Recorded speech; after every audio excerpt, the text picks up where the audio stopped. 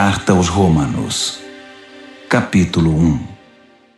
Eu, Paulo, sou um fiel escravo de Jesus Cristo, escolhido como apóstolo autorizado para proclamar o que Deus tem falado e feito. Escrevo esta carta a todos os cristãos de Roma, amigos de Deus. Os escritos sagrados trazem anúncios antigos dos profetas a respeito do Filho de Deus, que mostra suas raízes na história por ser descendente do rei Davi. Sua identidade única de Filho de Deus foi demonstrada pelo Espírito, quando Jesus foi ressuscitado dos mortos e comprovado como Messias, nosso Senhor. Por meio dele, recebemos a graça generosa de sua vida e a urgente tarefa de transmiti-la a outros, para que a recebam quando decidirem pela confiança obediente em Jesus. Vocês são quem são por causa dessa graça e do chamado de Jesus Cristo. E eu os saúdo agora pela graça generosa de Deus, nosso Pai, e do nosso Senhor Jesus, o Messias. Dou graças a Deus por meio de Jesus, por todos vocês. Faço isso em primeiro lugar porque em toda parte recebo notícias da vida de fé que vocês têm, e toda vez que as ouço, dou graças a Deus. E Deus, a quem dedico adoração e serviço, divulgando as boas notícias a respeito de seu Filho, a mensagem, sabe que quando penso em vocês em minhas orações, e isso acontece o tempo todo, expresso o desejo de que Ele prepare o caminho para que eu possa visitá-los. Quanto maior a demora, mais eu sofro. Quero muito estar aí para compartilhar o dom de Deus pessoalmente e vê-los crescer fortes diante dos meus olhos. Mas não pensem que farei isso sem querer nada em troca. Vocês têm tanto para me dar quanto eu a vocês. Por favor, amigos, não entendam mal minha dificuldade de visitá-los. Vocês não têm ideia de quantas vezes fiz planos de ir a Roma. Estou determinado a desfrutar pessoalmente a obra de Deus entre vocês, assim como em tantas outras cidades e comunidades não judaicas. Mas sempre alguma coisa atrapalha meus planos. De fato, todos, gente educada ou ignorante, sofisticada ou simples, mostram-me como dependo de todos e sou devedor a todos. Por isso não vejo a hora de encontrar vocês em Roma e pregar as maravilhosas notícias a respeito de Deus. São notícias que tenho orgulho de proclamar. Essa extraordinária mensagem que revela o magnífico plano de Deus de resgatar todos que confiam nele, começando pelos judeus, mas abrindo a porta para todos os outros povos. O modo de Deus tornar justo o ser humano se manifesta em atos de fé, confirmando o que as Escrituras dizem. Aquele que vive de modo justo diante de Deus, confiando nele, vive de verdade. Mas o furor divino é despertado pela falta de confiança do ser humano em Deus, pelos erros repetidos, pelas mentiras acumuladas e pela manipulação da verdade. Mas a verdade essencial sobre Deus é muito clara. Abram os olhos e poderão vê-la. Se analisarem com cuidado o que Deus criou, serão capazes de ver o que os olhos deles não enxergam. O poder eterno, por exemplo, e o mistério do ser divino. Portanto, ninguém tem desculpa. Vejam o que aconteceu. A humanidade conhecia Deus perfeitamente, mas deixou de tratá-lo como Deus, recusando-se a adorá-lo, e foi reduzida a um tão terrível estado de insensatez e confusão que a vida humana perdeu o sentido. Eles fingem saber tudo, mas são ignorantes sobre a vida. Trocaram a glória de Deus que sustenta o mundo por imagens baratas vendidas na feira. Então Deus se pronunciou: se é isso que vocês querem, é o que terão. Não demorou muito para que fossem viver num chiqueiro, enlameados, sujos por dentro e por fora. Tudo porque trocaram o Deus verdadeiro por um Deus falso e passaram a adorar o Deus que fizeram no lugar do Deus que os fez, o Deus a quem bendizemos e que nos abençoa. Loucura total. Então aconteceu o pior. Como se recusaram conhecer Deus, logo perderam a noção do que significa ser humano, Mulheres não sabiam mais ser mulheres. Homens não sabiam mais ser homens. Sexualmente confusos, abusaram um do outro e se degradaram. Mulheres com mulheres, homens com homens. Pura libertinagem, pois de modo algum isso pode ser amor. Mas eles pagaram caro por isso. E como pagaram?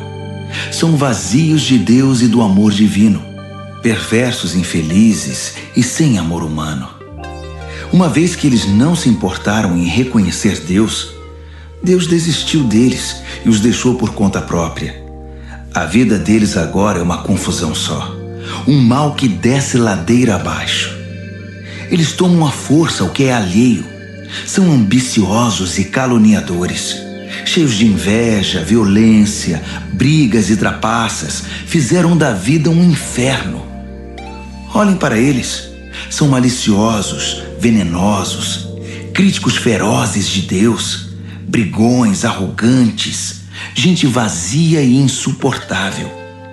Mestres em criar meios de destruir vidas e revoltados contra os pais. Não passam de seres tolos, asquerosos, cruéis e intransigentes. Até parece que eles não sabem o que fazem, mas têm plena consciência de que estão cuspindo no rosto de Deus. E não se importam. Pior ainda, premiam quem faz as piores coisas com eficiência. Romanos, capítulo 2.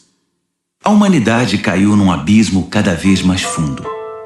Mas se você pensa que está em nível mais elevado de onde pode apontar o dedo para os outros, esqueça. Cada vez que você critica alguém, está se condenando. Você é tão errado quanto quem você critica. Criticar os outros é uma forma bem conhecida de ignorar os próprios crimes e erros. Mas Deus não é enganado tão facilmente. Ele vê através da cortina de fumaça e o responsabiliza pelo que você faz. Ou você acha que conseguiria distrair a atenção de Deus dos seus erros, apontando o dedo para os erros dos outros? Ou que por ser um Deus tão bondoso, Ele o deixaria livre de obrigações? É melhor pensar direito desde o princípio. Deus é bom, mas não é bobo. Por sua bondade, Ele nos toma pela mão e nos conduz a uma mudança radical de vida. Não há como escapar.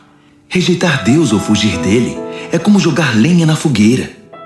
Um dia o fogo intenso e alto, o julgamento justo e ardente de Deus, irá queimar tudo. Não se engane, porque no fim todos terão o que merecem. Vida de verdade para quem age do lado de Deus e fogo para quem insiste em viver como bem entende, pela lei do menor esforço. Se você age contra a sua natureza, irá se destruir. Não importa a sua origem, a sua criação ou a sua formação. Mas se você aceitar o jeito de Deus fazer as coisas, a recompensa será maravilhosa. Nesse caso, também não importa a origem ou a formação. Ser judeu não é garantia automática de aprovação.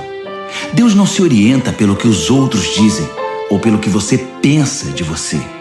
Ele tem seus critérios. Se você peca sem saber, Deus leva isso em consideração. Mas se você peca de modo consciente, a história é outra. O mero ato de ouvir a lei de Deus é perda de tempo se você não faz o que Ele manda. Praticar, não apenas ouvir, é que faz diferença para Deus. Se um pagão que desconhece a lei de Deus consegue segui-la mais ou menos por instinto, ele confirma a verdade dela pela obediência.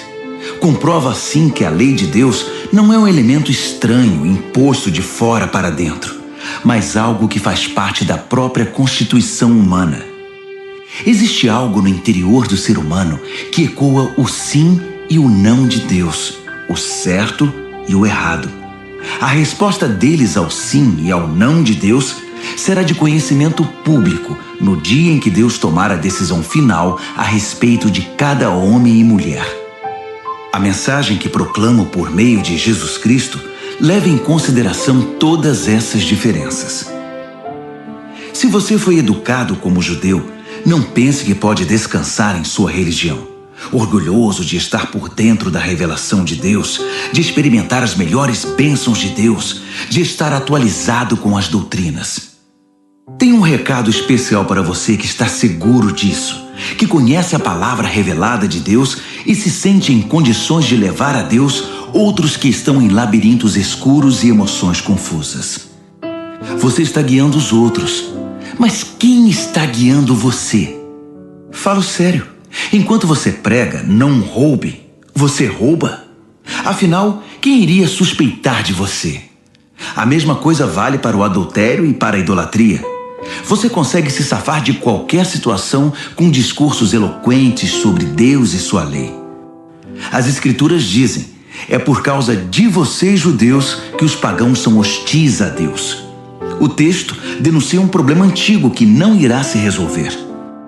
A circuncisão, o ritual no corpo que marca você como judeu, só terá importância se sua vida estiver de acordo com a lei de Deus. Se não estiver, é pior que não ser circuncidado. O oposto também é verdadeiro. Quem não é circuncidado e vive nos caminhos de Deus é tão bom quanto o circuncidado e até melhor. É melhor guardar a lei de Deus sem ser circuncidado que quebrá-la sendo circuncidado. Entenda isto. Não é o corte feito por uma faca que o torna judeu. Você se torna judeu pelo que você é. A marca de Deus no coração. Não a da faca na pele é que faz de você um judeu. E a identificação vem de Deus, não de críticos legalistas.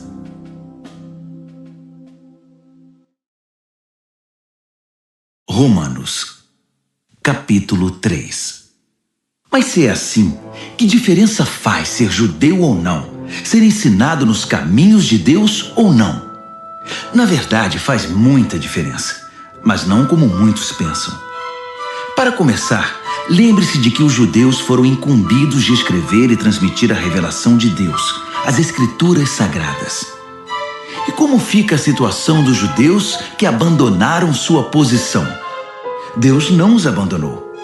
Você pensa que sua falta de fé cancela a fidelidade de Deus? De jeito nenhum. Contem com isto. Deus mantém sua palavra, ainda que o mundo inteiro minta descaradamente. As Escrituras dizem o mesmo. Suas palavras permanecem fiéis e verdadeiras. A rejeição não intimidará Deus. Mas se nossa maneira errada de agir apenas realça e confirma o caráter fiel de Deus, não deveríamos ser elogiados por isso? Se nossas palavras nem sequer deixam marca em suas boas palavras, Deus não cometeria um erro em nos pôr contra a parede e nos condenar pelo que dissemos? É uma pergunta natural, mas a resposta é não. Um não bem enfático. Como as coisas seriam corrigidas se Deus não agisse para corrigi-las? É maldade afirmar: se minhas mentiras servem para mostrar a verdade de Deus de maneira mais gloriosa, como posso ser condenado? Estou fazendo um favor para Deus. Alguns, na verdade, tentam pôr essas palavras em nossa boca, alegando que saímos por aí anunciando: quanto mais mal fazemos, mais bem Deus faz. Então, continuemos assim. É pura calúnia, e estou certo de que vocês concordam conosco. Se é assim, aonde isso nos levará? Será que nós, judeus, estamos em situação melhor que os outros? Na verdade, não. Basicamente, todos nós, judeus e não judeus, começamos em condições idênticas. Todos nós começamos como pecadores. As Escrituras não deixam dúvidas sobre isso. Não há ninguém vivendo como deve, nenhum sequer. Ninguém entende, ninguém presta atenção em Deus. Todos eles erraram o caminho. Todos estão vagueando sem rumo. Ninguém está vivendo da maneira correta, e não creio que há quem o consiga. A garganta deles é um túmulo aberto, e a língua escorregadia para enganar. Cada palavra que pronunciam está impregnada de veneno. Eles abrem a boca e empesteiam o ar. São eternos concorrentes ao prêmio Pecador do Ano e emporcalham a terra com sofrimento e ruína. Não fazem a menor ideia do que seja viver em comunidade. Eles passam por Deus e o ignoram. Está claro que esse texto não representa o que Deus diz a respeito dos outros, mas o que diz sobre nós, a quem as Escrituras foram primeiramente endereçadas. Está claro também que somos todos pecadores, cada um de nós. Estamos no mesmo barco furado com todos os outros. Nosso envolvimento com a revelação de Deus não nos deixa de bem com Ele.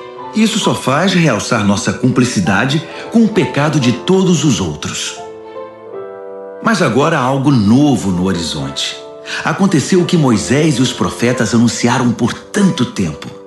Deus resolveu agir para acertar as coisas sobre as quais lemos nas Escrituras por meio do que Jesus fez por nós.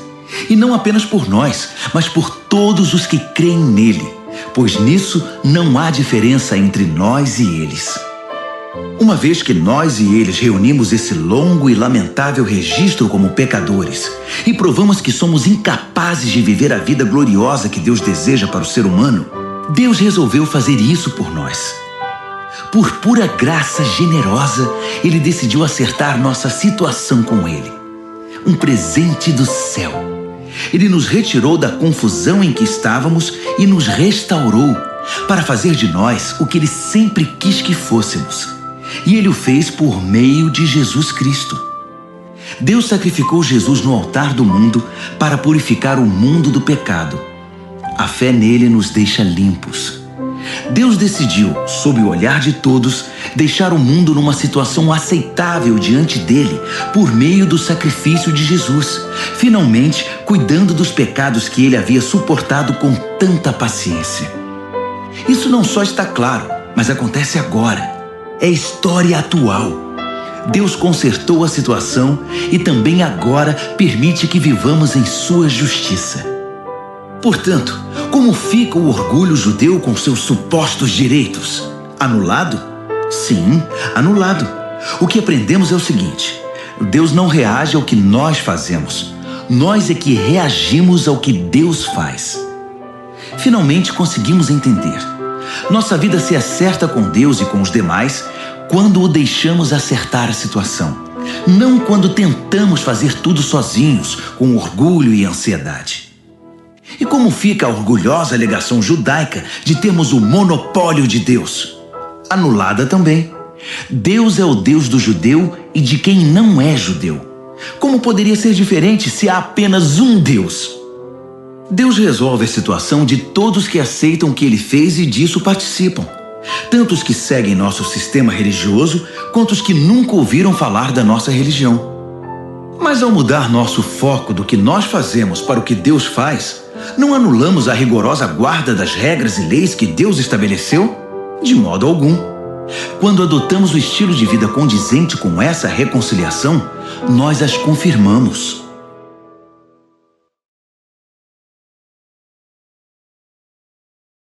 Romanos, capítulo 4. Pois bem, como encaixar o que sabemos a respeito de Abraão, nosso primeiro pai na fé, nessa nova maneira de enxergar as coisas? Se Abraão tivesse sido aprovado por Deus pelo que fez, ele poderia ter recebido crédito. Mas o que temos é a história de Deus, não a de Abraão. Assim lemos nas Escrituras. Abraão participou do que Deus fez por ele e isso foi decisivo. Ele acreditou que Deus podia torná-lo justo, em vez de apelar para a própria justiça. Se você dá duro e faz um bom trabalho, merece o pagamento. Ninguém pode dizer que seu pagamento é um presente. Mas se você percebe que a tarefa está muito além da sua capacidade, algo que só Deus pode fazer e confia que Ele o fará, volto a dizer, algo que você jamais conseguirá fazer, não importa como e quanto trabalhe. Essa confiança em Deus é o que o deixa numa situação aceitável diante dele, por causa de Deus. Pura graça. Davi confirma esse modo de ver as coisas ao afirmar que quem deixa Deus consertar a situação sem insistir em querer fazer algo no processo é um homem feliz. Feliz é aquele cujos crimes são perdoados, cujos registros dos pecados são apagados. Feliz é a pessoa contra quem o Senhor não tem nada a apresentar. Vocês pensam que essa bênção é dada apenas para aqueles que guardam nossas tradições religiosas e são circuncidados? Acham que a bênção pode ser dada a alguém que nunca ouviu falar das nossas tradições, que não foi criado em nossa forma de devoção para com Deus? Todos nós concordamos em que foi por aceitar o que Deus fez por Abraão que ele foi declarado justo diante de Deus, não é? Agora pensem, essa declaração foi feita antes ou depois que ele fosse marcado pelo rito pactual da circuncisão? Sabemos que foi antes. Isso significa que ele se submeteu à circuncisão como evidência e confirmação do que Deus havia feito muito antes de torná-lo plenamente aceitável, um ato de Deus que ele aceitou de todo o coração. Isso ainda significa que Abraão é pai de todos os povos que aceitam o que Deus faz por eles, enquanto ainda estão na condição dos de fora em relação a Deus, não identificados como propriedade de Deus, isto é, como incircuncisos. Justamente, os que se encontram nessa condição é que são chamados justificados por Deus e com Deus. Abraão, claro, também é o pai dos que se submeteram ao rito da circuncisão, não apenas por causa do rito, mas porque desejavam abraçar pela fé o que Deus fez por eles, seguindo o exemplo de vida que Abraão viveu antes de ser marcado pela circuncisão. A famosa promessa de Deus a Abraão, que ele e seus descendentes possuiriam a terra, não foi feita em razão de algo que Abraão tenha feito ou viria a fazer. Foi baseada na decisão de Deus de acertar tudo para com ele, e foi disso que Abraão participou quando creu. Se alguém receber esse presente de Deus apenas por ter seguido certas ordens ou por ter cumprido formalidades, essa confiança não faz sentido, e a promessa vira um contrato frio. Seria um acordo comercial, não uma promessa santa. Um contrato cheio de pormenores, elaborado por um advogado detalhista, pode resultar em obrigações que você jamais seria capaz de cumprir. Mas se não há contrato, apenas uma promessa, e uma promessa de Deus, você não pode quebrá-la. É por isso que o cumprimento da promessa de Deus depende inteiramente da confiança que depositamos nele e em seus caminhos, e de que o aceitemos e a tudo que ele faz. A promessa de Deus chega como um presente. É o único modo de garantir a participação nela, tanto os que guardam as tradições religiosas quanto os que nunca ouviram falar delas. Porque Abraão é o pai de todos nós. Ele não é o nosso pai racial. Isso seria ler a história de trás para frente. Ele é nosso pai na fé. Chamamos Abraão de pai não porque Deus lhe tenha dado atenção por ter vivido como santo, mas porque Deus agiu em Abraão quando ele não era ninguém. Não é o que lemos nas Escrituras que Deus diz a Abraão: farei de você pai de muitos povos? Abraão foi primeiro chamado de pai e depois se tornou pai, porque ousou acreditar que Deus faria o que somente Deus poderia fazer: levantar os mortos para a vida e, com uma palavra, trazer algo à existência a partir do nada. Não havia esperança, mas Abraão creu, decidido a viver não com base no que sabia que era incapaz de fazer, mas no que Deus disse que ele faria. Assim, foi feito pai de uma multidão de povos. O próprio Deus declarou: você terá uma grande família, Abraão. Abraão não ficou pensando em sua incapacidade, dizendo: sem chance, este corpo de 100 anos nunca vai gerar um filho. Ignorou décadas de infertilidade de Sara e foi persistente. Não foi reticente sobre a promessa de Deus com questionamentos. Em vez disso, mergulhou na promessa e se fortaleceu. Ficou à disposição de Deus, certo de que ele cumpriria o que tinha dito. É por isso que se diz: Abraão foi declarado justo diante de Deus ao confiar que Deus o justificaria. Mas não é só Abraão. O mesmo acontece conosco. O mesmo é dito a respeito de nós, que aceitamos e cremos naquele que trouxe Jesus à vida, quando de igual modo não havia mais esperança. O Jesus que foi sacrificado fez-nos aceitáveis diante de Deus, tornou-nos justos perante Deus.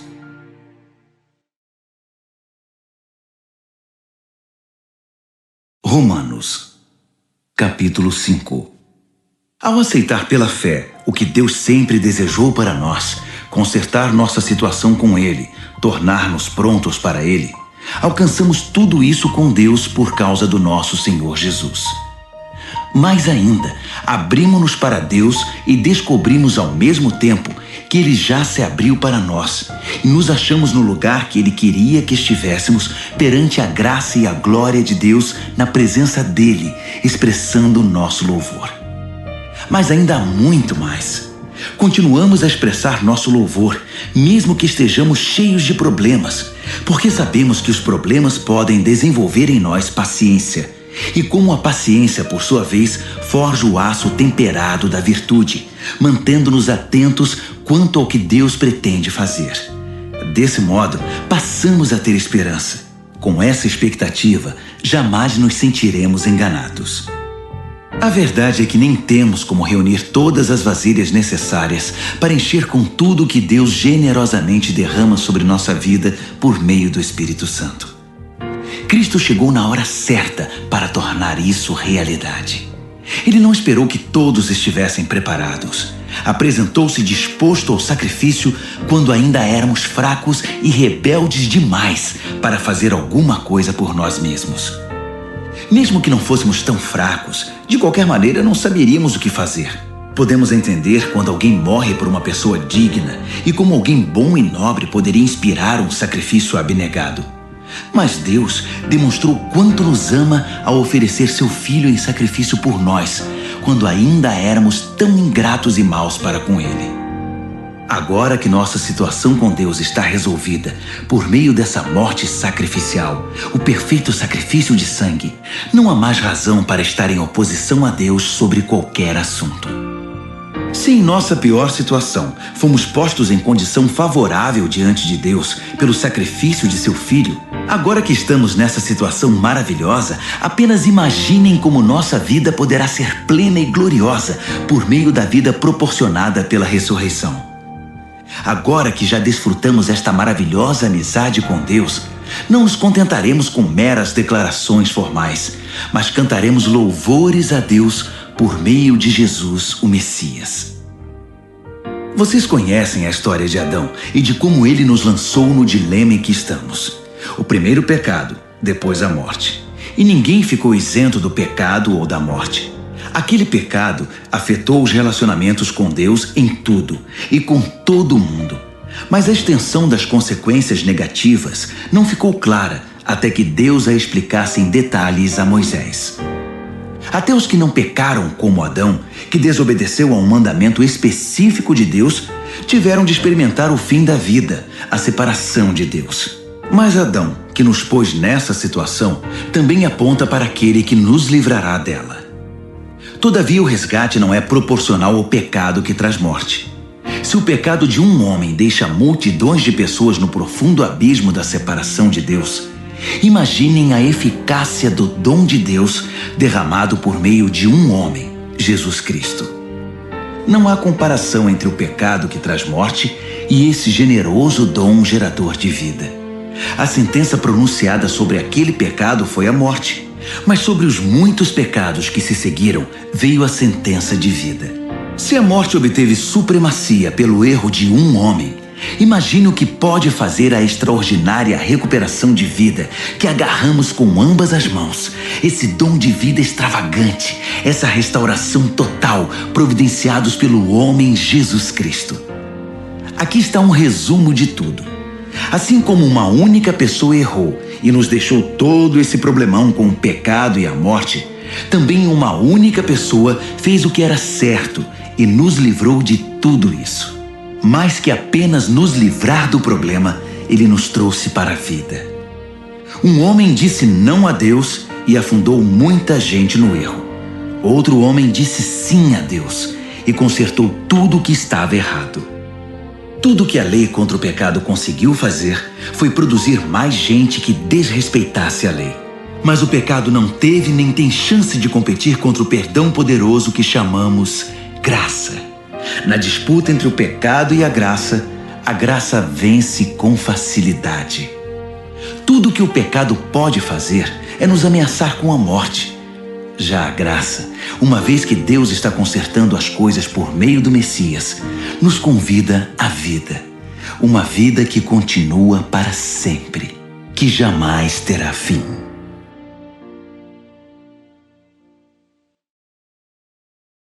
Romanos, capítulo 6. O que vamos fazer então? Continuar pecando para que Deus continue perdoando? É claro que não. Se já deixamos o país onde o pecado é soberano, como poderemos ainda viver na velha casa que tínhamos lá?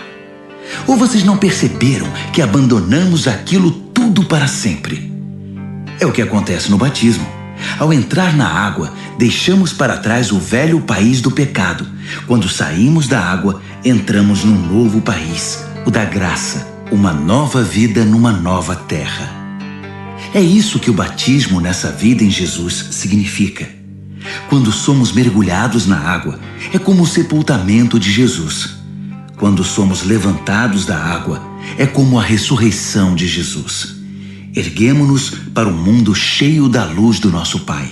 E assim podemos ver por onde estamos indo, no novo país da graça soberana. Mas claro que isso é impossível. Nosso velho modo de viver foi pregado na cruz com Cristo, um fim decisivo para aquela vida miserável de pecado. Não estamos mais à mercê do convite do pecado. Cremos que se estamos incluídos na morte de Cristo, que venceu o pecado, estamos incluídos também em sua ressurreição, que nos traz vida. Sabemos que quando Jesus foi levantado dos mortos, isso foi um sinal de que a morte não seria mais o destino final. Nunca mais ela terá a última palavra. Quando Jesus morreu, ele levou o pecado consigo. Agora vivo, ele traz Deus a nós. De agora em diante devemos pensar assim: o pecado fala uma língua morta que nada significa para nós. Deus fala a nossa língua materna e entendemos cada palavra. Vocês estão mortos para o pecado e vivos para Deus. Foi o que Jesus fez. Isso significa que vocês devem conduzir a vida de um modo que não deem oportunidade ao pecado. Não deem a ele nenhuma chance. Evitem até as mínimas coisas que estejam ligadas com o antigo modo de viver. Abracem de todo o coração e em tempo integral o modo de Deus agir. Lembrem-se de que vocês foram ressuscitados. O pecado não pode mais ditar as regras da vida de vocês.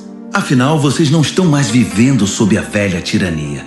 Estão vivendo na liberdade de Deus. Agora, se estamos livres da velha tirania, podemos viver como quisermos? Uma vez que estamos livres na liberdade de Deus, podemos fazer o que nos vier à cabeça? De jeito nenhum. Vocês sabem por experiência própria que certos atos baseados numa suposta liberdade acabam destruindo a liberdade. Ofereçam-se ao pecado, por exemplo, e será o último ato livre de vocês. Mas ofereçam-se aos caminhos de Deus e jamais perderão a verdadeira liberdade. Durante a vida inteira, vocês deixaram o pecado ditar as regras. Mas graças a Deus, vocês começaram a ouvir um novo Senhor, cujas ordens os deixam livres para viver na liberdade dele. Falo da liberdade para facilitar a compreensão. Vocês com certeza se lembram do tempo em que faziam o que queriam, sem se importar com os outros nem com Deus, e a vida só piorava enquanto a liberdade diminuía. Quanta diferença agora! Vocês vivem na liberdade de Deus, com a vida restaurada, crescendo em santidade. Durante todo o tempo em que vocês faziam o que queriam, ignorando Deus, nem se preocupavam em pensar ou viver de modo correto, nem cogitavam fazer pelo menos alguma coisa certa. Mas isso era liberdade? O que ganharam com isso? Nada de que possam se orgulhar agora, não é? Aonde isso os levou? A um beco sem saída. Mas agora que encontraram a verdadeira liberdade, não precisam mais ouvir as exigências do pecado. Vocês descobriram o prazer de ouvir Deus falando com vocês. Que bela surpresa! Uma vida plena, restaurada, integrada no presente, com muito mais vida a caminho. Trabalhem para o pecado por toda a vida, e seu pagamento será a morte. Mas o dom de Deus é vida real, eterna, proporcionada por Jesus nosso Senhor.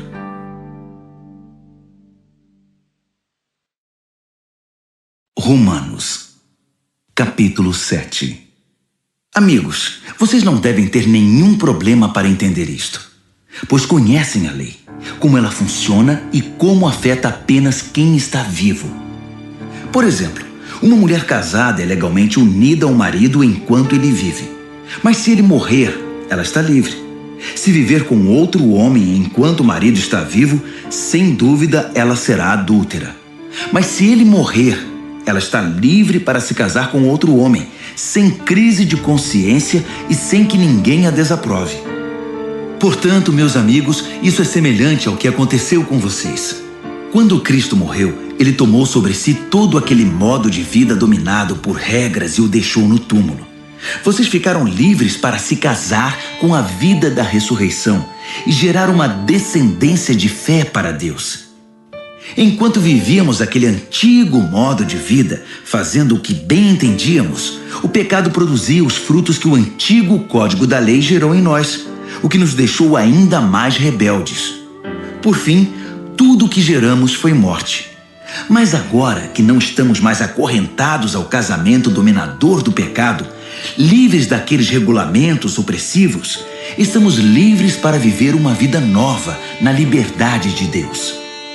Alguém pode dizer, se o código da lei era tão mau assim, ele não era melhor que o pecado. Não é verdade. O código da lei tinha uma função legítima. Sem suas orientações claras sobre certo e errado, nada saberíamos sobre o comportamento moral. Sem o mandamento sucinto, não cobiçarás, eu teria considerado a cobiça uma virtude e arruinado minha vida. Vocês não se lembram de como eram as coisas? Eu me lembro perfeitamente. O código da lei começou muito bem, mas acontece que o pecado encontrou uma maneira de perverter o mandamento, transformando-o em tentação, fazendo dele um fruto proibido. O código da lei, em vez de ser usado para me guiar, serviu para me seduzir. Sem a complexidade do código da lei, o pecado parecia sem atrativos e sem vida, e eu seguia meu caminho sem dar muita atenção a ele. Mas depois que o pecado pôs as mãos no código da lei e se tornou chamativo, fui enganado e caí. O mesmo mandamento que deveria me guiar à vida foi maliciosamente usado para me enganar, levando-me a um desvio. Desse modo, o pecado estava vivo, eu morto, mas o código da lei em si é bom. É sabedoria da parte de Deus e cada mandamento é saudável e santo. Prosseguindo, já posso ouvir a próxima pergunta de vocês. Quer dizer que não posso confiar no que é bom, isto é, na lei? O bem é tão perigoso quanto o mal? É claro que não. O pecado apenas fez aquilo que o tornou famoso. Usar o bem como cobertura para me induzir a fazer o que no final iria me destruir. Ao ocultar o bom mandamento de Deus, o pecado provocou consequências negativas que jamais conseguiria causar por si só. Posso antecipar a resposta também. Sei que todos os mandamentos de Deus são espirituais, mas eu não sou. Essa não é também a sua experiência? Sim, estou cheio de mim mesmo. Afinal, passei longo tempo na prisão do pecado. O que não entendo a meu respeito é que decido uma coisa e faço outra, sendo levado a fazer o que absolutamente desprezo. Então, se não consigo decidir o que é melhor para mim mesmo e fazê-lo, é óbvio que o mandamento de Deus é necessário. Entretanto, preciso de algo mais. Pois se conheço a lei e mesmo assim não posso guardá-la, e se o poder do pecado dentro de mim insiste em sabotar minhas melhores intenções, obviamente preciso de ajuda. Entendo que não posso cumpri-la. Posso desejar, mas não posso fazer. Decido fazer o bem, mas de fato não o faço. Decido não fazer o mal, mas acabo fazendo de um modo ou de outro. Minhas decisões não resultam em ações. Algo está muito errado no meu interior e sempre tira o melhor de mim. Isso acontece tanto que já é previsível. No momento em que decido fazer o bem, o pecado está lá para me derrubar. É pura verdade que eu me alegro nos mandamentos de Deus. Mas é óbvio que nem tudo em mim é festa. Partes de mim se rebelam em segredo. E quando menos espero, elas assumem o controle. Já tentei de tudo, mas nada resolve. Já não aguento mais. Não há ninguém que possa me ajudar? Não é essa a verdadeira pergunta? A resposta, graças a Deus, é que Jesus Cristo pode e me ajuda. Ele agiu para consertar as coisas nesta vida de contradições com a qual quero servir a Deus de todo o coração e mente, mas sou puxado pela influência do pecado e acabo fazendo algo que não desejo.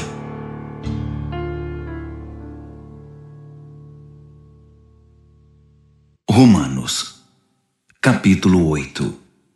Com a chegada de Jesus, o Messias, o dilema fatal foi resolvido. Os que estão em Cristo não precisam mais viver numa nuvem escura e depressiva. Um novo poder está atuando. O Espírito da vida em Cristo, como um vento forte, limpou totalmente o ar, libertando vocês de uma tirania brutal nas mãos do pecado e da morte. Deus acertou em cheio quando enviou seu Filho. Não tratou do problema como algo distante e sem importância. Em seu Filho, Jesus assumiu pessoalmente a condição humana. Entrou na confusão da humanidade que vive em conflito para consertar as coisas de uma vez por todas. O código da lei, enfraquecido pela natureza humana fragmentada, jamais poderia ter feito isso.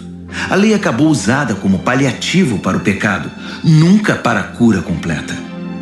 E agora o que o código da lei pede, mas que não conseguiríamos cumprir por nós mesmos, é que em vez de redobrar nossos esforços, simplesmente aceitemos o que o Espírito está fazendo em nós. Os que pensam que podem fazê-lo por si mesmos terminam obcecados por medir sua força moral, mas sem resultados na vida real. Os que confiam na ação de Deus descobrem que o Espírito de Deus está neles, vivendo e respirando Deus.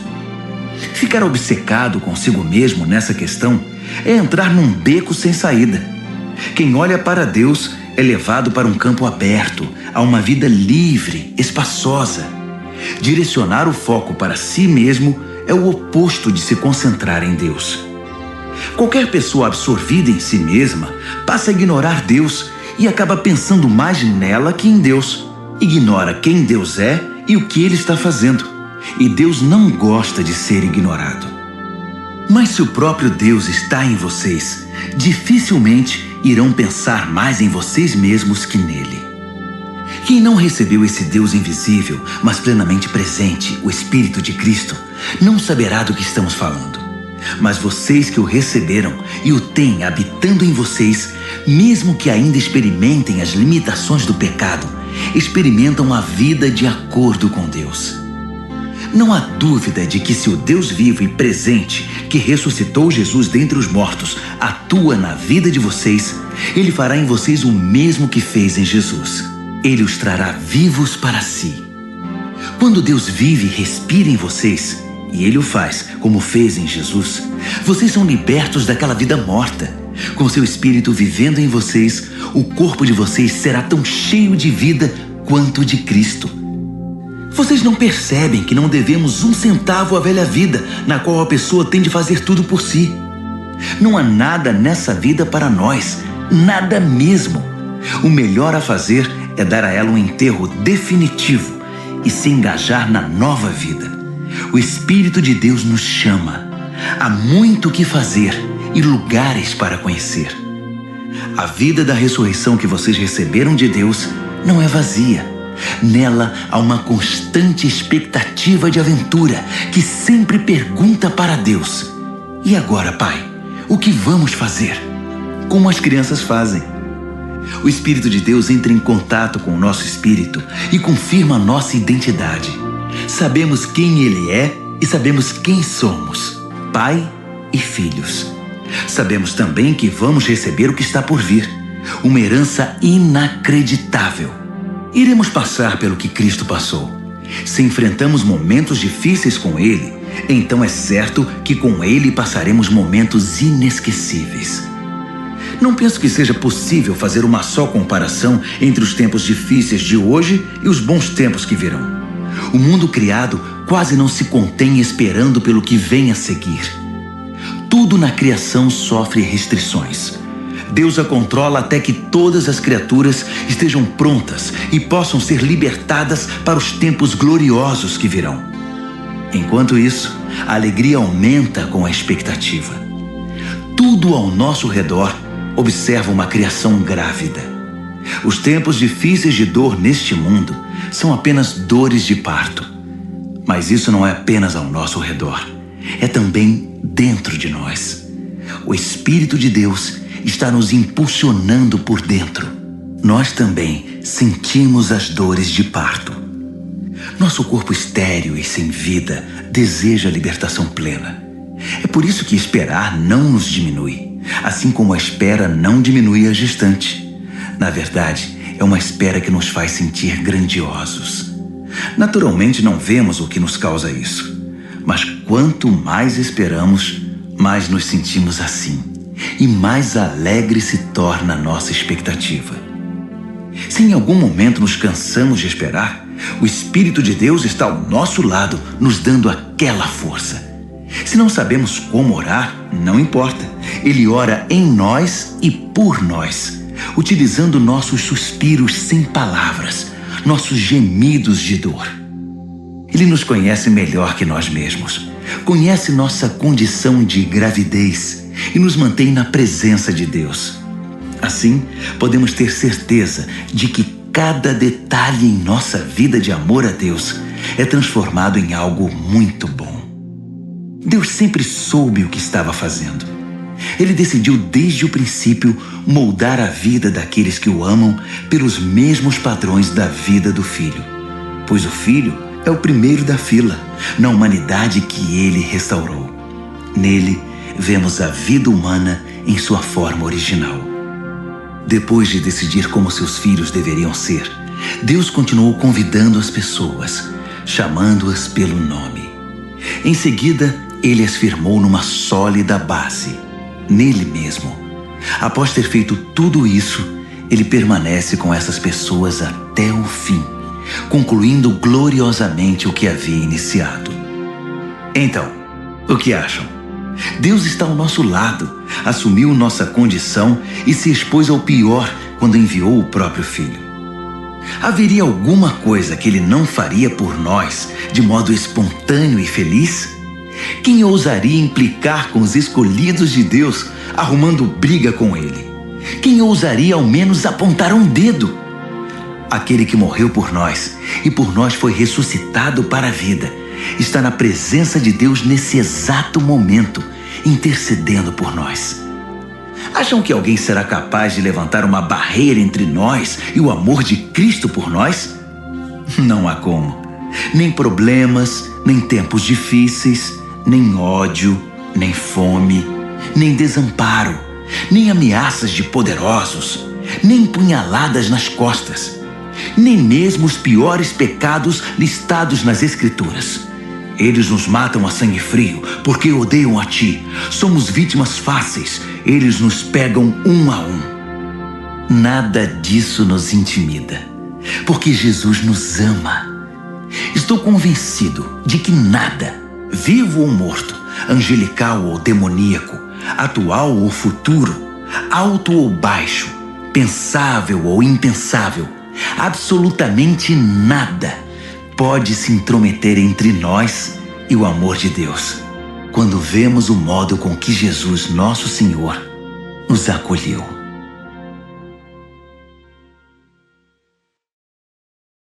Romanos, capítulo 9. Ao mesmo tempo, vocês precisam saber que todo o tempo carrego comigo uma imensa tristeza, uma dor profunda dentro de mim, e nunca me livro dela. Não estou exagerando. Cristo e o Espírito Santo são minhas testemunhas. São os israelitas. Se houvesse um jeito de eu ser amaldiçoado pelo Messias para que eles fossem abençoados por ele, eu o faria sem hesitar. Eles são minha família, cresci com eles. Eles tinham tudo: família, glória, reuniões, revelações, adoração, promessas.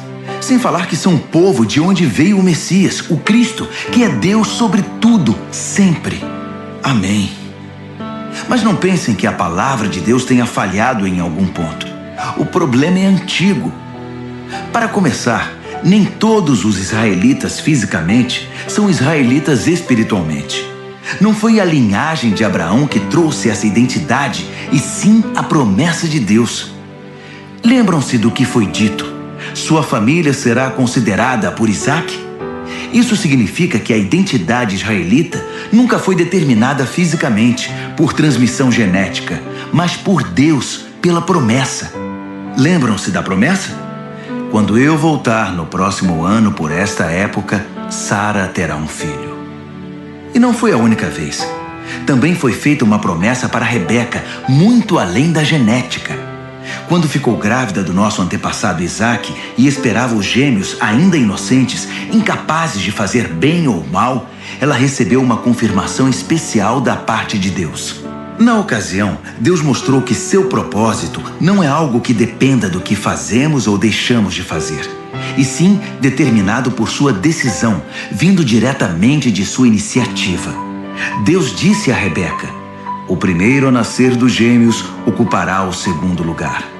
Mais tarde, a situação deu origem à dura frase: eu amei Jacó, mas rejeitei Esaú. Será que com isso podemos dizer que Deus é injusto? Vamos devagar. Deus disse a Moisés: misericórdia é comigo mesmo, compaixão é comigo mesmo.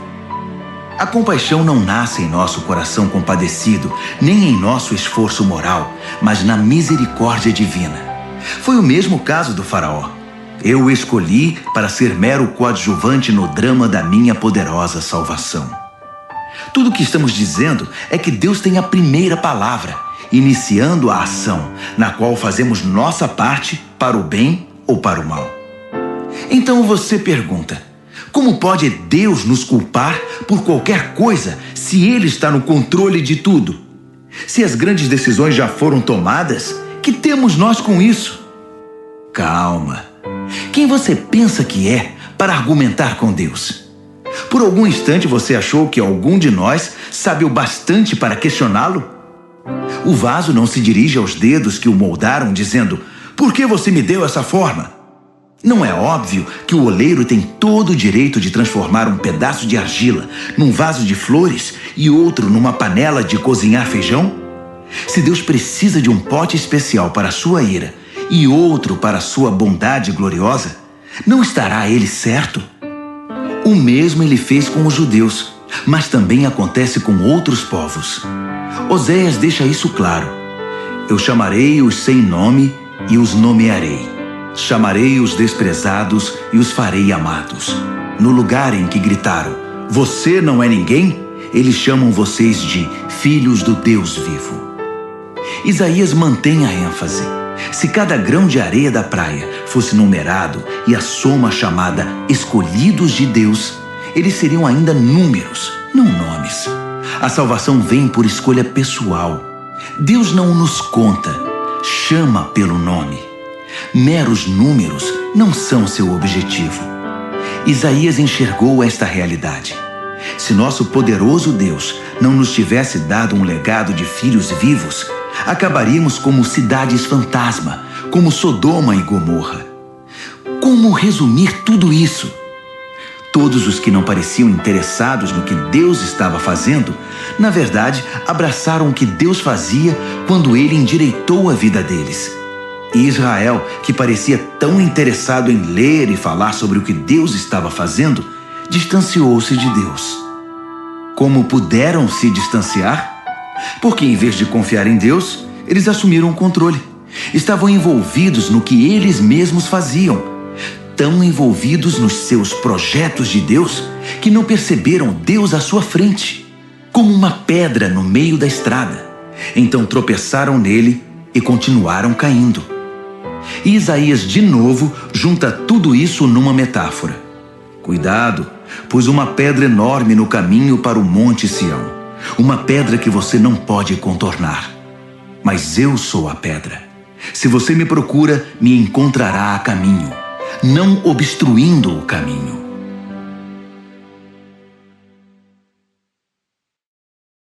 Romanos, capítulo 10. Acreditem em mim, amigos. Para Israel desejo o melhor. Salvação, nada menos que isso. É o que desejo de todo o coração e em todo tempo oro a Deus por isso. Sei que os judeus são muito dedicados a Deus, mas estão fazendo tudo ao contrário. Não parecem entender que esse acerto da condição humana, que é a salvação, é obra de Deus, e muito bem sucedida. Eles montam suas lojas de salvação ao longo da rua e apregoam sua mercadoria. Após todos esses anos de recusa em se relacionar com Deus, nos termos dele, insistindo em fazer tudo à sua maneira, eles nada conseguiram como resultado. A revelação anterior tinha a intenção de nos deixar preparados para o Messias, apenas isso. Ele então iria consertar a situação dos que crescem nele. Moisés escreveu que quem insiste em usar o código da lei para viver de maneira correta diante de Deus, logo descobre que não é tão fácil. Cada detalhe da vida é minuciosamente regulamentado. Mas confiar em Deus para moldar a vida correta em nós é uma história diferente. Não se trata de uma escalada perigosa até os céus ou de uma perigosa descida ao abismo para trazer de lá o Messias. Então, o que exatamente Moisés estava dizendo? A palavra que salva está bem aqui, tão próxima quanto a língua da boca, tão próxima quanto o coração do peito. É a palavra da fé que aceita que Deus trabalhe e acerte as coisas para nós. Essa é a essência da nossa pregação. Diga a Deus as palavras de boas-vindas. Jesus é meu Senhor. Receba de corpo e alma a obra de Deus, seu agir em nós, como no ato de ressuscitar Jesus. É isso. Você não está fazendo nada. Está simplesmente pedindo ajuda a Deus e confiando nele para que ele o faça. Salvação é isso. Com todo o seu ser, você aceita o agir de Deus para consertar a situação e pode dizer em alto e bom som: Deus acertou tudo entre mim e ele. As Escrituras garantem: ninguém que confie em Deus de todo o coração irá se arrepender disso. Isso não mudou. Não importa qual seja o antecedente religioso de alguém. O mesmo Deus é por todos nós, agindo do mesmo modo, com incrível generosidade para com todos os que buscam sua ajuda.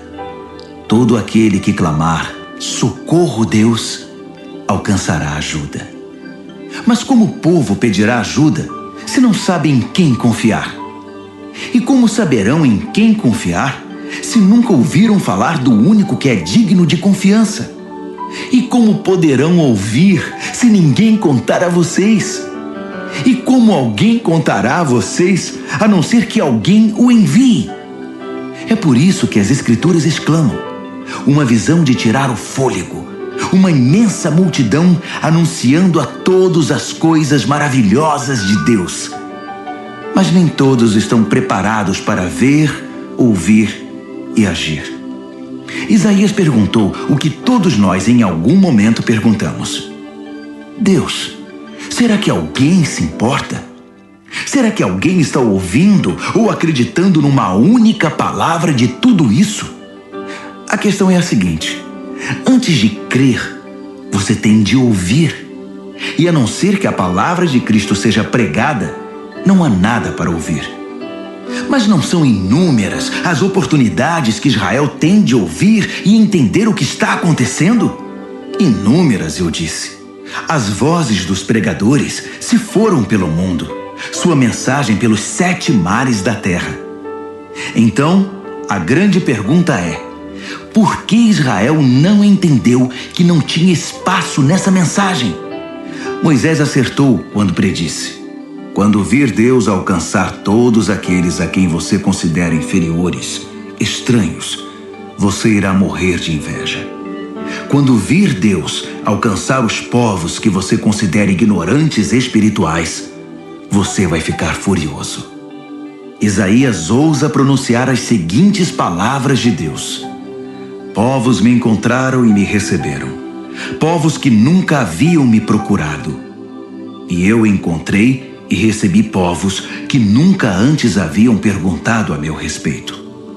Então ele conclui com uma acusação: dia após dia, chamei Israel de braços abertos, e para minha tristeza, não vi resposta a não ser puro desdém.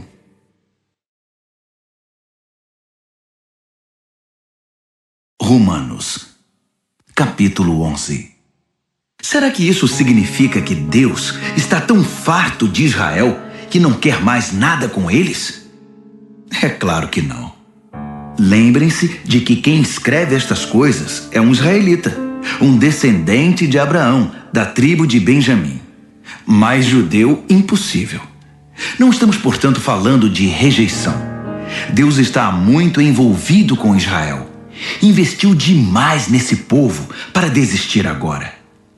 Elias, angustiado por causa desse mesmo Israel, clamou em oração: Deus, eles mataram teus profetas, destruíram teus altares. Só eu sobrevivi e agora eles estão atrás de mim. Lembram-se da resposta de Deus? Eu ainda tenho 7.000 que não desistiram. 7.000 que são leais até o fim. É a mesma coisa hoje. Ainda há uma minoria fiel e atuante. Talvez não muitos. Provavelmente mais do que vocês pensam. Eles estão firmes, não por causa do que pensam que ganharão com isso, mas porque estão convencidos da graça e do propósito de Deus em chamá-los.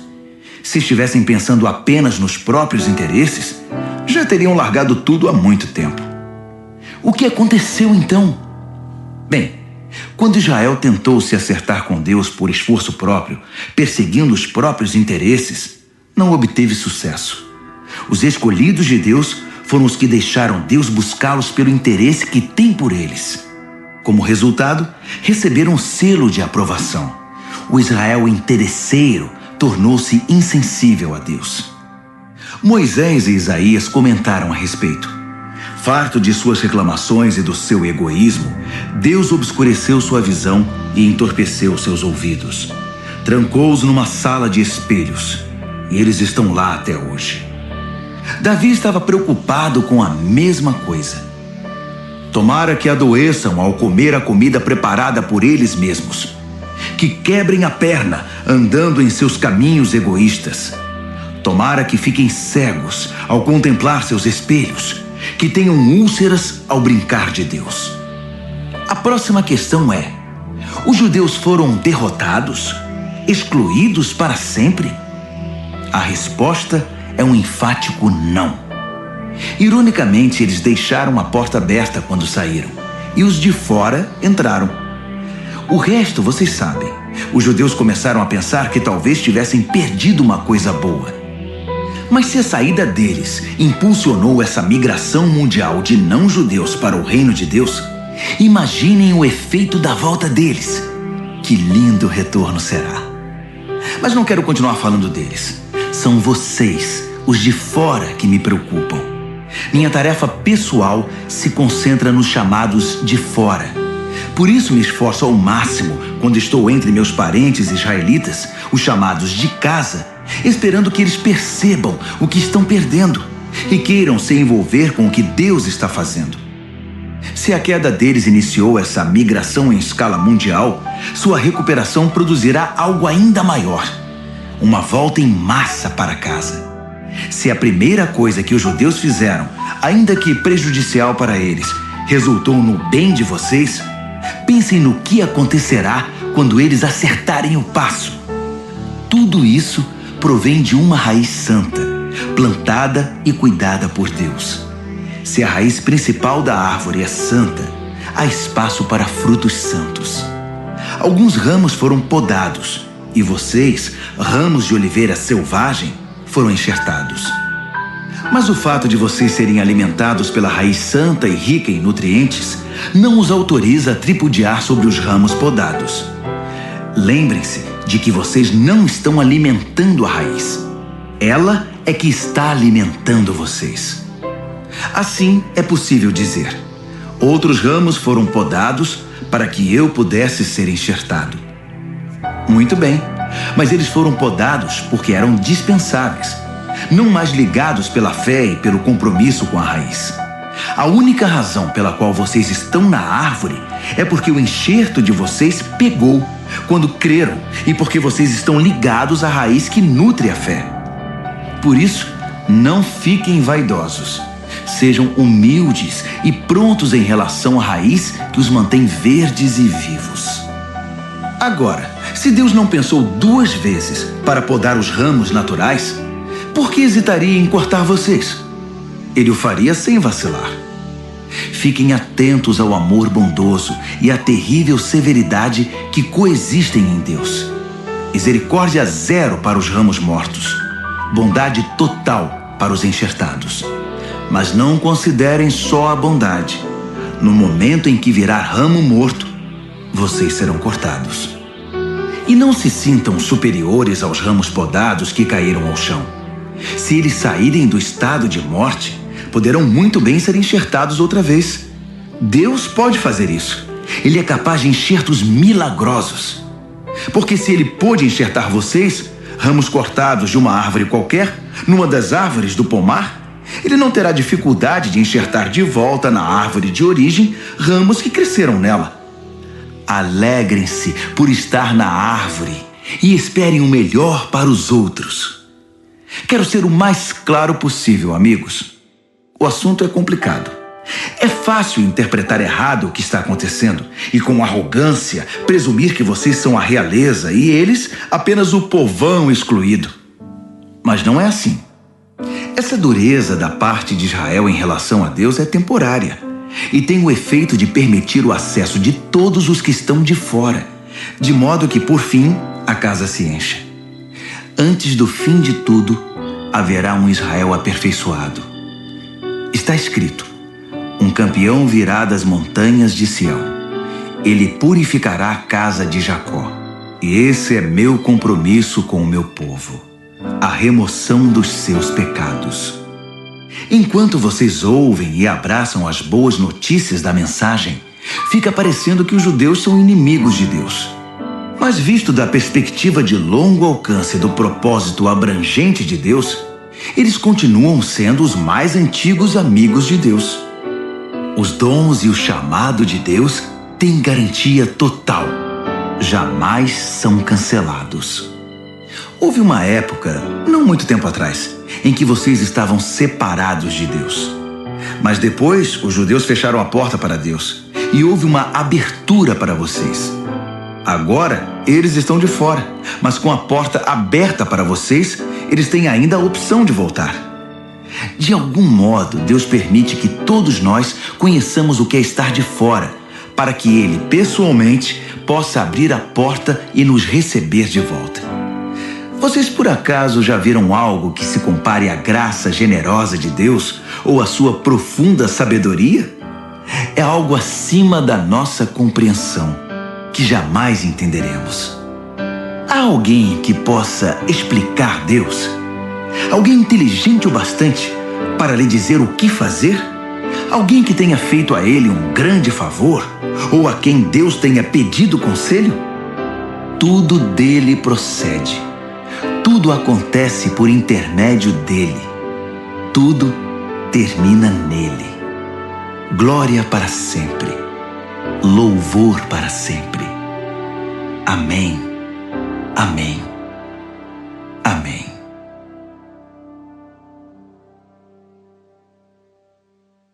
Romanos, capítulo 12.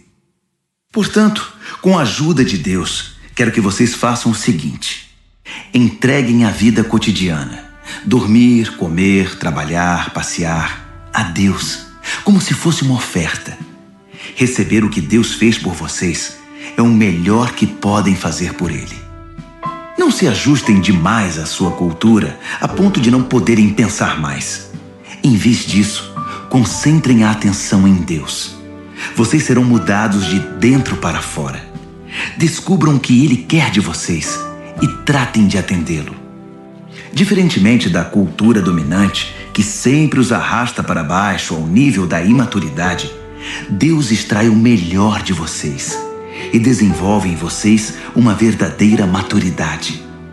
Ao escrever para vocês, sinto profunda gratidão por tudo que Deus me deu, especialmente pela responsabilidade que tenho por vocês.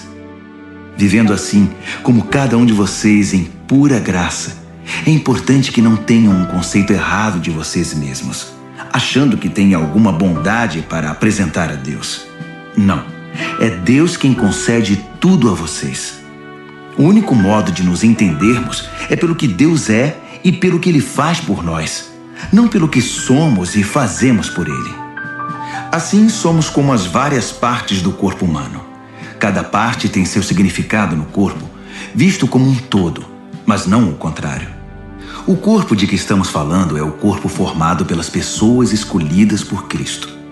Cada um de nós encontra significado e função como parte desse corpo. Não podemos ser como um dedo decepado que não tem valor. Então, desde que estejamos ligados às outras partes constituídas de maneira genial e funcionando maravilhosamente no corpo de Cristo, sejamos o que fomos feitos para ser, sem inveja ou sentimento de superioridade sobre os outros, sem tentar ser algo que não somos. Se você prega, limite-se a pregar a mensagem de Deus. Se você ajuda, apenas ajude. Não tente assumir o comando. Se você ensina, apegue-se ao ensino. Se você tem a capacidade de encorajar, tome cuidado para não se tornar autoritário. Se você recebeu alguma posição de responsabilidade, não manipule. Se você foi chamado para ajudar gente em angústia, fique de olhos abertos e seja rápido em responder. Se você trabalha com os desamparados, não se permita ficar irritado ou deprimido por causa deles. Mantenha o sorriso. Amem de verdade, não de maneira fingida. Evitem o mal ao máximo. Apeguem-se ao bem como puderem. Sejam bons amigos que amam profundamente. Não procurem estar em evidência. Não se deixem esgotar. Mantenham-se animados e dispostos. Sejam servos vigilantes do Senhor, com uma expectativa alegre. Não desistam em tempos difíceis, mas orem com fervor. Ajudem os cristãos necessitados e pratiquem a hospitalidade. Abençoem os inimigos. Não haja maldição em suas palavras. Riam quando seus amigos estiverem alegres. Chorem com eles quando estiverem tristes. Ajudem-se uns aos outros. Não sejam arrogantes. Façam amigos entre as pessoas mais simples. Não se julguem importantes. Não revidem. Descubram a beleza que há em todos. Se você a descobriu em você, faça o mesmo com todos.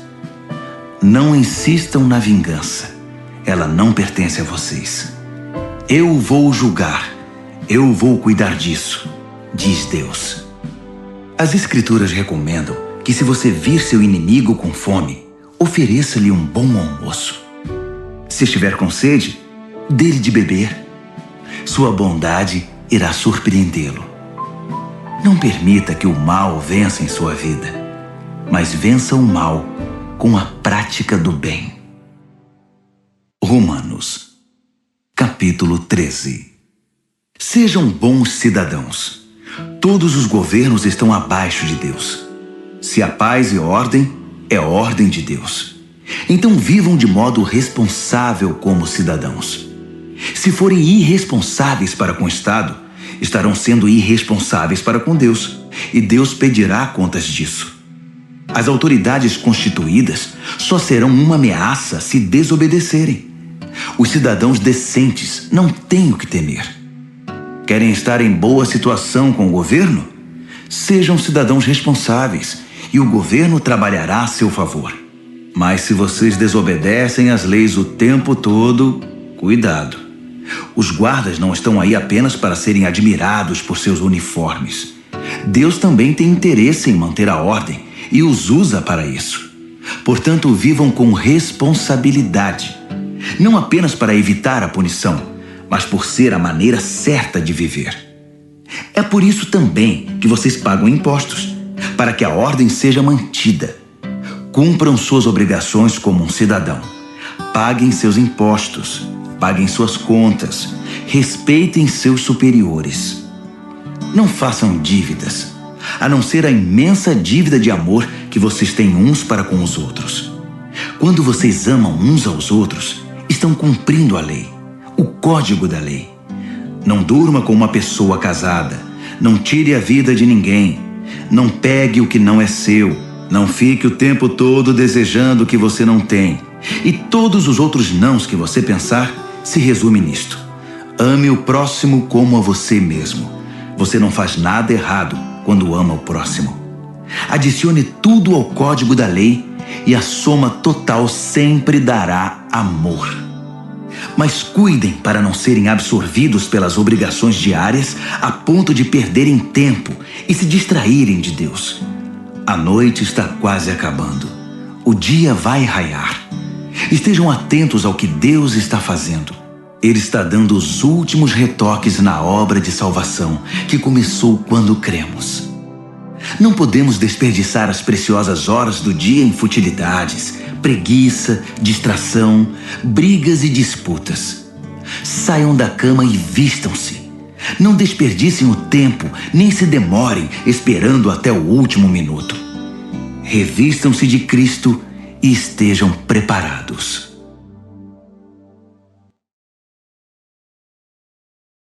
Romanos, capítulo 14.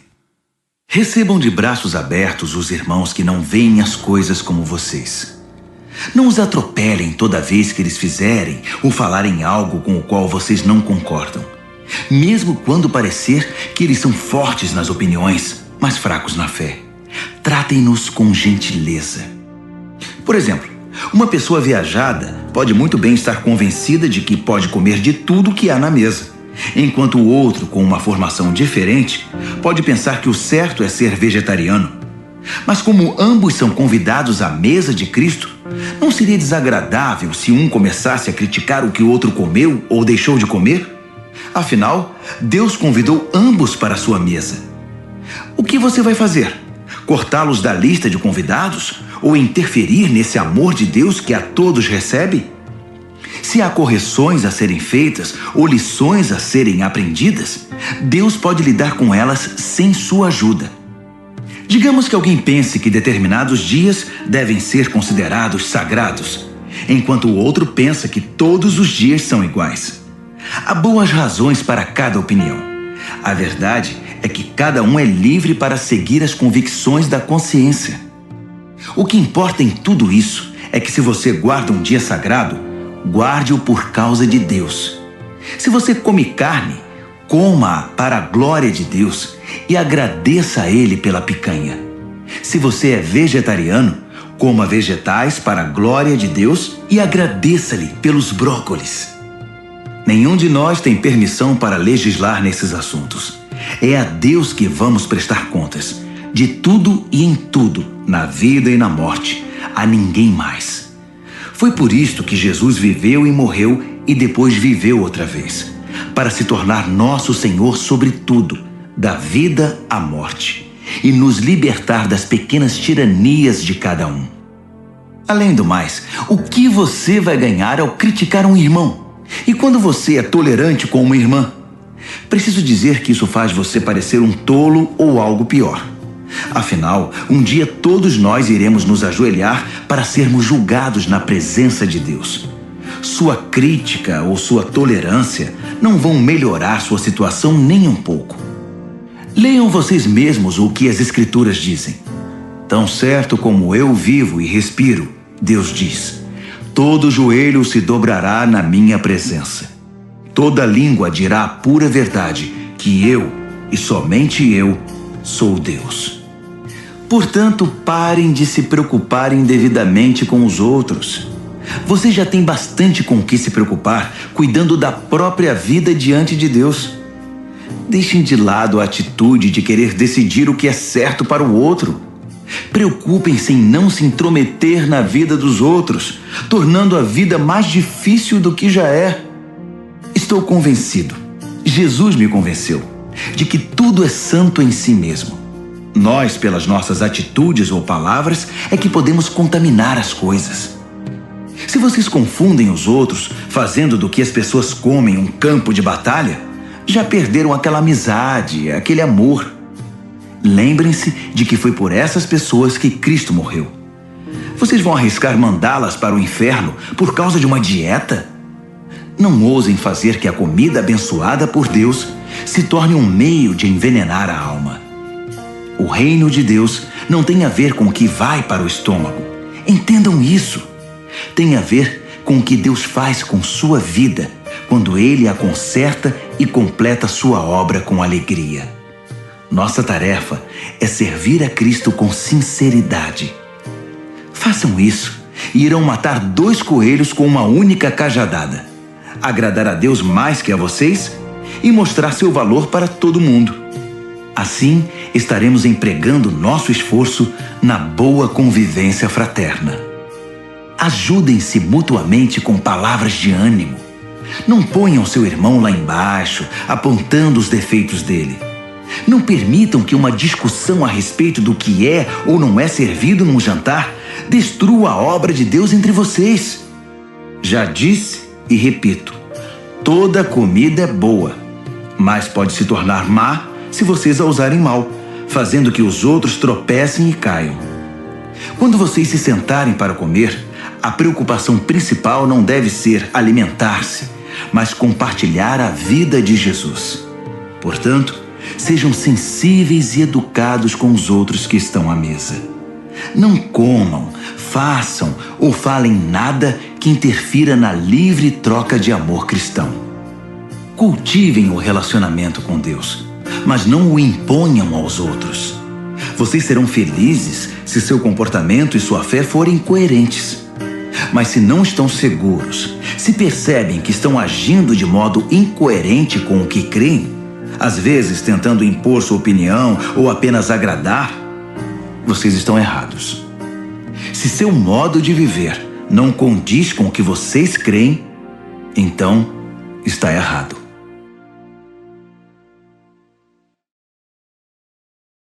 Romanos, capítulo 15. Aqueles de nós que forem mais fortes e capazes na fé têm o dever de ajudar os que são vacilantes. Não devem fazer apenas o que for conveniente. Se temos força é para servir, não para ganhar prestígio. Cada um de nós precisa se preocupar com o bem-estar alheio, sempre perguntando: como posso ajudar? Foi o que Jesus fez. Ele não facilitou as coisas para si mesmo, evitando os problemas alheios, mas sempre estava disposto a ajudar. Assuma os problemas dos problemáticos. Assim as Escrituras apresentam a questão. Ainda que isso tenha sido registrado nas Escrituras há muito tempo, estejam certos de que foi escrito para nós. Deus quer que o seu chamado firme e permanente, combinado com o conselho caloroso e pessoal das Escrituras, venham a nos caracterizar, mantendo-nos alerta para o que Ele vier a fazer. Que o nosso Deus fiel, imutável, pessoal e caloroso desenvolva a maturidade em vocês, de modo que possam estar um ao lado do outro, assim como Jesus se põe ao lado de cada um de nós. Então seremos um coral. Não apenas nossa voz, mas nossa vida cantará um hino maravilhoso, em perfeita harmonia ao Deus e Pai do nosso Senhor Jesus Cristo. Portanto, estendam a mão e acolham uns aos outros para a glória de Deus. Jesus fez, agora é a vez de vocês. Sendo fiel aos propósitos de Deus, Jesus estendeu a mão aos judeus de maneira especial, de modo que as velhas promessas feitas aos antepassados se tornassem verdadeiras para eles. Como resultado, os não-judeus foram alcançados pela misericórdia, e agora podem demonstrar gratidão a Deus. Pensem em todos os textos das Escrituras que se cumprem no que fazemos. Por exemplo, então vou reunir os que são de fora no cântico de um hino. Vou cantar ao seu nome. E esta: vocês, os de fora e os de dentro, alegrem-se juntos. E outra vez: povos de todas as nações, celebrem a Deus. Todas as cores e raças, deem louvor sincero. E a palavra de Isaías: eis a raiz do nosso antepassado Jessé, progredindo na terra e tornando-se uma grande árvore, alta o bastante para que todos em toda parte a vejam e tenham esperança. Que o Deus da esperança viva encha vocês de alegria e paz, para que a vida de vocês se encha da energia vivificante do Espírito Santo e transborde de esperança. Pessoalmente, estou bastante satisfeito com o que vocês são e com o que estão fazendo. Parecem bem orientados e bastante motivados, capazes de guiar e orientar uns aos outros. Então, queridos amigos, não tomem minha linguagem ousada e dura como crítica. Não estou criticando, apenas destacando quanto preciso da ajuda de vocês para levar adiante esta tarefa específica que Deus me deu, esta obra evangélica e sacerdotal de servir às necessidades espirituais dos não-judeus, para que eles possam ser apresentados como oferta aceitável a Deus e se tornem íntegros e santos pelo Espírito Santo de Deus. Olhando para o que já foi feito e o que tenho observado, devo dizer que estou muito satisfeito. No contexto de Jesus, eu diria até orgulhoso, mas apenas nesse contexto. Não tenho interesse em dar a vocês um relato pormenorizado das minhas aventuras. Apenas as palavras e os atos de Cristo no presente, poderosos e transformadores para mim, que desencadearam uma resposta de fé entre os de fora. Nesses caminhos, tenho pregado a mensagem de Jesus, desde Jerusalém até o noroeste da Grécia. Tenho tido o cuidado de levar a mensagem apenas aos lugares nos quais Jesus ainda não é conhecido e adorado, seguindo o que está escrito: aqueles a quem nunca se falou a respeito dele, estes irão vê-lo. Os que nunca ouviram falar dele, estes receberão a mensagem. É por isso que estou demorando tanto para visitar vocês. Mas agora que não há mais trabalho pioneiro a ser feito nessas regiões, e como há muitos anos desejo ir vê-los, estou finalmente planejando minha visita. Vou para a Espanha, e então espero passar por aí e desfrutar a companhia de vocês até que, em tempo oportuno, me enviem com a bênção de Deus. Mas primeiro vou a Jerusalém entregar a oferta de auxílio aos seguidores de Jesus que vivem ali. Os gregos, em todo o caminho dos macedônios no norte até os da Acaia no sul, decidiram fazer uma coleta para os cristãos pobres de Jerusalém. Fizeram isso com prazer, mas também era obrigação deles. Percebendo que usufruíam os dons espirituais que generosamente vinham da comunidade de Jerusalém, era o dever deles aliviar aquela pobreza. Tão logo eu entregue pessoalmente a cesta de frutos, parto para a Espanha, fazendo uma parada em Roma para ver vocês. Minha esperança é que essa minha visita se torne uma grande bênção de Cristo. Queridos amigos, tenho um pedido. Orem por mim. Orem fervorosamente comigo e por mim. A Deus o Pai, pelo poder do nosso Senhor Jesus e pelo amor do Espírito, para que eu seja liberto da cova dos leões dos descrentes na Judéia. Orem também para que minha oferta de auxílio aos cristãos de Jerusalém seja aceita no mesmo espírito em que foi recolhida. Assim, querendo Deus, irei até vocês com um coração leve e ansioso pelo consolo da companhia de vocês. O Deus da paz seja com todos vocês. Amém.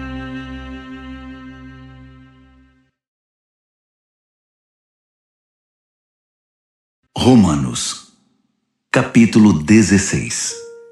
Recebam bem nossa amiga Febe, que está a serviço do Senhor com a hospitalidade pela qual nós cristãos somos conhecidos. De todo o coração eu a recomendo, bem como sua obra. Ela é uma representante central da igreja de Cencreia. Ajudem-na em tudo o que ela pedir. Febe merece tudo o que fizerem por ela, pois já ajudou muita gente, até mesmo a mim. Saúdem Priscila e Áquila, que têm trabalhado lado a lado comigo servindo Jesus. Eles arriscaram a vida por minha causa, e não sou o único que é agradecido a eles. Todos os grupos de cristãos não judeus também devem muito a esse casal, para não falar da igreja que se reúne na casa deles. Saúdem meu querido amigo Epêneto. Ele foi o primeiro seguidor de Jesus na província da Ásia. Saudações a Maria, como ela tem trabalhado por vocês. Saudações aos meus primos Andrônico e Júnias. Houve uma vez que compartilhamos uma cela de prisão. Eles já seguiam Cristo antes de eu me converter. Ambos são líderes destacados. Saudações a Amplíato, meu bom amigo na família de Deus. Saudações a Urbano, nosso companheiro na obra de Cristo, e ao meu bom amigo Estaques. Saudações a Apeles, um verdadeiro e aprovado veterano no caminho de Cristo. Saudações à família de Aristóbulo. Saudações ao meu primo Herodião. Saudações a Trifena e Trifosa, mulheres prontas em servir o Senhor. Saudações a Pérside, amiga querida que tanto tem trabalhado em Cristo. Saudações a Rufo, um escolhido do Senhor, e a sua mãe. Ela tem sido também uma querida mãe para mim. Saudações a Asíncreto, Flegonte, Hermes, Pátrobas, Hermas e também as famílias deles. Saudações a Filólogo, Júlia, Nereu e sua irmã, e Olimpas, e a todos os seguidores de Jesus que vivem com eles. Abraços santos para todos. Todas as igrejas de Cristo enviam suas saudações mais calorosas. Amigos, um conselho final. Estejam atentos com relação aos que extraem algo do ensinamento que vocês aprenderam e depois o usam para criar confusão. Evitem essas pessoas. Elas não têm intenção de viver para o Senhor. Estão aqui pelo que podem obter e falam de modo piedoso para enganar os ingênuos. E como nunca houve dúvida acerca da honestidade de vocês quanto a essas questões, eu não poderia estar mais orgulhoso de vocês. Quero também que sejam prudentes, afeiçoados ao bem e distantes do mal. Não se deixem enganar pelas conversas suaves e ao mesmo tempo malignas. Fiquem atentos. Antes que percebam, o Deus da paz irá derrubar e pisotear Satanás no chão. Desfrutem o melhor de Jesus. Por fim, lá vão outras saudações. Timóteo, meu companheiro na obra, Lúcio e meus primos Jasão e Sosípatro enviam saudações. Eu, Tércio, que escrevi esta carta ditada por Paulo, envio minhas saudações pessoais. Gaio, que é meu hospedeiro e de toda a igreja, manda lembranças a vocês. Erasto, o tesoureiro da cidade e nosso bom amigo Quarto, enviam saudações. Todo o nosso louvor é dedicado ao único que é poderoso o bastante para torná-los fortes, exatamente como na pregação a respeito de Jesus Cristo, como revelado no mistério que se manteve por tanto tempo, mas que agora se tornou um livro aberto por meio das escrituras proféticas. Todas as nações do mundo podem agora conhecer a verdade e ser conduzidas à fé obediente, cumprindo as ordens de Deus, que fez tudo, do início até a última letra. Todo o nosso louvor é dirigido, por meio de Jesus, a esse Deus incomparavelmente sábio. Amém.